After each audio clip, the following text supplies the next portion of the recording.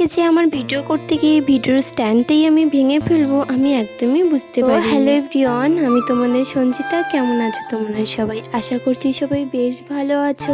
তো আমিও আছি কোনো রকম। তো প্রতিদিনের মতো ঘুম থেকে উঠে আমি যা যা কাজ ছিল আমার সব কমপ্লিট করলাম। তো এখন আমি বাড়িটাকে মুছবো। আর জানো তো কয়দিন থেকে টানা এত পরিমাণে গরম দিচ্ছে, আর এই গরমে তো আমার শরীরটা প্রচন্ড খারাপ হয়ে যায়। কারণ প্রত্যেক দিন উনুনের সামনে গিয়ে রান্না করা, আর উনুনে রান্না করলে তো ভীষণ গরম লাগে। এই গরমের মধ্যেও ফ্যানের সামনে থাকলে তো তাও একটু ভালো লাগে, কিন্তু রান্নাঘরে তো থাকাই যাচ্ছে। তোমরা আগের একটা ভিডিওতে যে আমি শাড়ি পরেছি সেই শাড়ির লিঙ্কটা তোমরা অনেকেই চাইতেছো। তো শাড়িটা অফলাইন থেকে কেনা, তাই তোমাদেরকে আমি লিঙ্ক দিতে পারছি না। অবশ্যই তোমাদেরকে আমি লিঙ্ক শেয়ার করতাম। এখন চলো তোমাদের কিছু কমেন্ট পড়া যায়। তো একটা বুনু কমেন্টে লিখেছে, দিদি তোমার ভিডিও খুব ভালো লাগে। তো থ্যাংক ইউ সো মাচ বুনু। তো আরেকজন কমেন্টে লিখেছে খুব সুন্দর হয়েছে। তো থ্যাংক ইউ সো মাচ। আর জানো তো এদিকে বাড়ি মুছতে মুছতে আমার সাথে একটা ঘটনা ঘটে।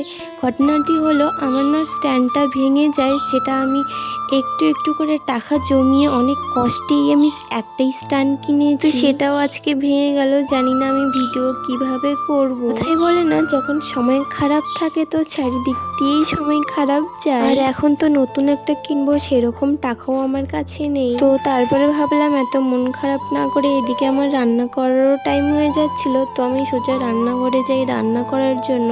তো রান্না বান্না কমপ্লিট করে আবার বিকালবেলার দিকে হঠাৎ করে বৃষ্টি চলে আসলো। এই গরমের মধ্যে যদি বৃষ্টি আসে তাহলে ভাবো যে কতটা শান্তি লাগে। আমার তো মন খারাপ করে আমি বসেছিলাম, কিন্তু বৃষ্টি দেখে একটু হলেও মনটা খুশি হয়ে গেল। তো আজকের ভিডিওটা এই পর্যন্ত রাখছি। অবশ্যই কমেন্টে জানিও যে ভিডিওটা কেমন লাগলো। তো ততক্ষণের জন্য সবাই নিজেদের খেয়াল রেখো, ভালো থেকো, সুস্থ থেকো। ততক্ষণের জন্য সবাইকে টাটা।